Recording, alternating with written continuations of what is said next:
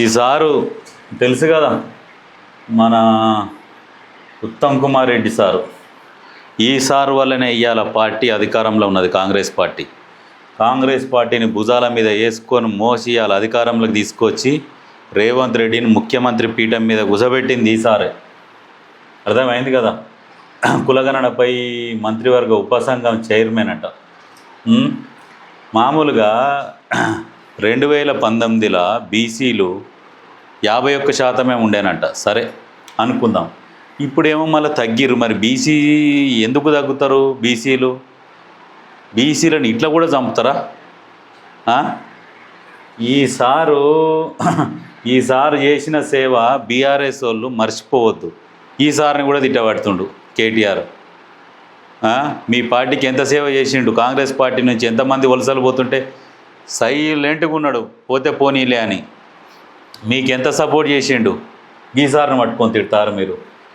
ఏదేమైనా కానీ బీసీలకు మాత్రము అన్యాయం చేస్తున్నారు. ఇప్పుడు కాంగ్రెస్ పార్టీలో ఎంతమంది ఉన్నారు? మొత్తం రెడ్లే. ఇప్పుడు ఖాళీగా ఉన్న 6 మంత్రి పదవులు బీసీలకు ఇవ్వచ్చు కదా. ఎవరు కొట్లాడారు? బీసీలకు ఇవ్వచ్చు కదా. ఇప్పుడు జనాభా లెక్క ప్రకారము రేషియో తీసి బీసీలకు ఇవ్వాలిగా మంత్రి పదవులు. ఇప్పుడు మీరే మంత్రి పదవులు తీసుకుంటే మీ దగ్గరికి రావాలంటే కూడా ఎవరిని రాణిస్తలేరు. మీ దగ్గరికి వచ్చేది ఎవరు వస్తారు? మీ దగ్గరికి వచ్చేటోళ్ళే మీ చుట్టాలు, మీ బంధువులు, మీ వాళ్ళే వస్తున్నారు. వేరే వాళ్ళు వస్తామంటే వాడిని ఎన్నో దూరం ఉంచుతారు. పలానా పెద్దారెడ్డి కొడుకుని, పెద్దారెడ్డి అల్లుడిని, ఈ చిన్నారెడ్డి మనవాడిని అని చెప్పి వస్తేనేమో మీ దగ్గరికి రాణిస్తారు. మామూలుగా వేరే చెప్పుకుంటేనేమో మీ దగ్గరికి వస్తేందుకు కూడా అవకాశం లేకుండా అయింది. ఏదైనా బాధలు చెప్పుకుంటేందుకు కూడా. ఇప్పుడు అటు పోయి ఇప్పుడు సీతక్క గారు కూడా ఉన్నది. సీతక్క గారు ఏం చేస్తారంటే, సీతక్క గారు ఎవరికి చేస్తలేదు. ఓన్లీ వాళ్ళ కమ్యూనిటీకి చెందిన వాళ్ళకే ఎవరైనా వస్తే వాళ్ళకి ఏదైనా పనులు చేసి పెడుతుంది. కానీ అక్కడ ఇప్పుడు సీతక్క వాళ్ళ కాన్స్టిట్యున్సీలో ఎస్టీలు ఉంటారు.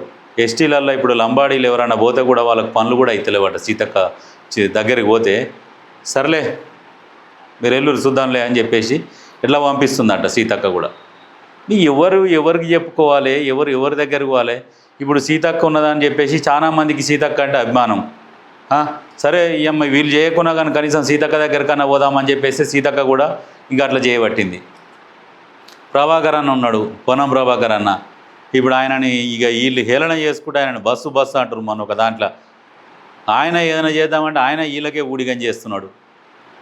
ఎటు పోతుంది సమాజము? ఎవరు కనీసము ప్రజలను పట్టించుకునే నాదుడే లేడు. మళ్ళీ అది ప్రజల సొమ్ము తినుకుంటా, ఒక్కొక్కరు సోకులు పడుకుంటా, మీ సొంత సొమ్ము కూడా కాదు, మళ్ళీ ప్రజల సొమ్ము తినుకుంటా ప్రజలను పట్టించుకోరు. ఎలక్షన్లలో అప్పుడు వస్తారు, వానికి అడుగుతారు. పొరగాలు ఉంటే బుడపొరగాలు ఉంటే బయట తానం చేస్తే వానికి గొడుగు పడతారు, కూరగాయలు అమ్ముతారు, కూడా ఆమ్లెట్ వేస్తే ఆమ్లెట్ వేసి కూడా నిలబడతారు. ఆడ అయిపోయినాక పోయి గడ మీద కూర్చుంటారు, ఆయన దూరం నిలబెడతారు. ఇట్లా ఉన్నది రాజకీయం. ఇట్లాంటి రాజకీయ నాయకులని నిజంగా ఏ నియోజకవర్గంలోనైనా ప్రజలని దగ్గరికి రానియకుంటే నెక్స్ట్ వచ్చే ఎలక్షన్లల్లో ఏ పార్టీ అయినా పర్వాలేదు, క్లోజ్ చేయాల్సిందే. ఓట్లు వేయొద్దు. బీజేపీ వాళ్ళు ఉన్నారు. నిజంగా వాస్తవానికి బీజేపీ వాళ్ళు అంతో ఇంతో నయం, డైరెక్ట్ పోవచ్చు వాళ్ళ దగ్గరికి. బీజేపీలలో ఏంటంటే కులం ఫీలింగ్ ఉండదు.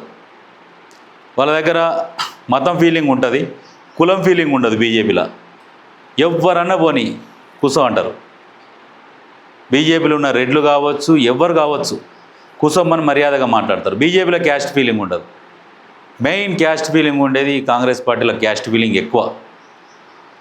మళ్ళీ అది బీఆర్ఎస్ పార్టీలో కూడా ఎట్లా ఉంటుంది అంటే క్యాస్ట్ ఫీలింగు వెలుమలు. ఇప్పుడు అంటే వెలుమలు ఉద్యోగాలలో ఉన్న వాళ్ళు ఉంటారు కదా, మంచి పదవులల్లో, వాళ్ళకు పోస్టింగులు కూడా మంచి ఏరియాలలో పోస్టింగులు సెట్ చేసుకున్నారు.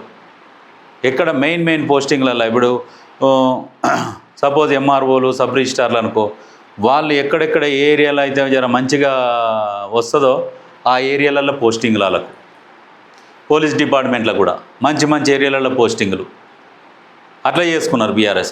వెలుమలే ఉన్నది కొద్దిమందే, కానీ ఆ కొద్దిమంది కూడా మంచి పోస్టింగ్లలో పోస్టులు వేయించుకొని ప్రమోషన్లు వాళ్ళకంటే సీనియర్ల కంటే కూడా వీళ్ళు ప్రమోషన్లు తెచ్చుకున్నాడు. ఇప్పుడు అట్లా చేసిరు, అంత అరాచకం చేసిరు బీఆర్ఎస్ వాళ్ళ దాంట్లో ఎట్లుంటుందంటే ఇక ఒక్కడే రాజు చెప్పిండంటే ఇంకొకటి మాట్లాడద్దు. కాంగ్రెస్ పార్టీలనేమో ఆయన చెప్పిండు, ఈయన చెప్పిండు. కాంగ్రెస్ పార్టీలో 10-20 మంది రాజులు ఉంటారు. అయినా కానీ ఇలా ఉంటుంది, క్యాస్ట్ ఫీలింగ్ కంపల్సరీ ఉంటుంది. కాంగ్రెస్ పార్టీలో కులం ఫీలింగు 1000కి 1000% ఉంటుంది. కాంగ్రెస్ పార్టీలో ఉన్న బీసీలకు ఉండదు. మళ్ళీ వీళ్ళు బీసీలంతా పోయి ఊడిగం చేయాల్సిందే. బీఆర్ఎస్ పార్టీలో పోయినా ఊడిగం చేయాల్సిందే.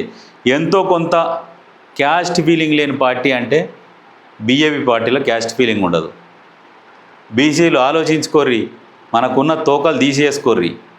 ఆ తోకలు తీసేసుకొని కొంచెం మనం ఎట్లా బాగుపడాలి, రాజకీయంగా ఎట్లా ఎదగాలి. మనకేదో ఉద్యోగం వచ్చి 4 పైసలు వస్తే సరిపోదు. ఫస్ట్ అధికారంలో ఉంటే ఏమైనా చేయవచ్చు.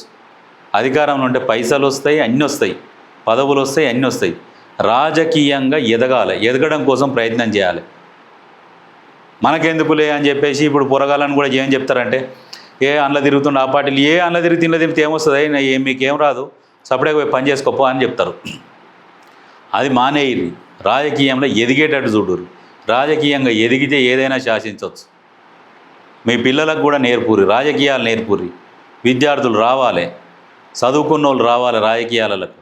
వస్తే చట్టాన్ని ఏ రకంగానన్నా మనకు అనుకూలంగా మార్చుకోవచ్చు, బీసీలకు అనుకూలంగా. ఎందుకంటే బీసీలలో ఏం పెద్ద పెద్ద భూస్వాములు ఏం లేరు. ఏమో ఉంటే 1000లను 1,00,000లను 1-2 ఉంటారు. అదే ఓసీలల్లో 1000 మంది ఉంటే అందులో 10 మందే ఉంటారు పేదలు. వాళ్ళకేందంటే సపోర్టింగ్ ఎక్కువ ఉంటుంది. ఓసీలల్లో వాళ్ళకు కమ్యూనిటీ ఉంటుంది. వాళ్ళ కమ్యూనిటీలో ఎవరికన్నా ఏదన్నా ఆపద వచ్చిందంటే, ఎవరికన్నా ఉద్యోగం కావాలంటే కూడా ఇమీడియట్గా 2 రోజులలో ఉద్యోగం దొరికిచ్చేస్తారు వాళ్ళు. బీసీలలో ఎవరికన్నా ఉద్యోగం లేదంటే దొరుకుతుందా? వెంటనే దొరకదు.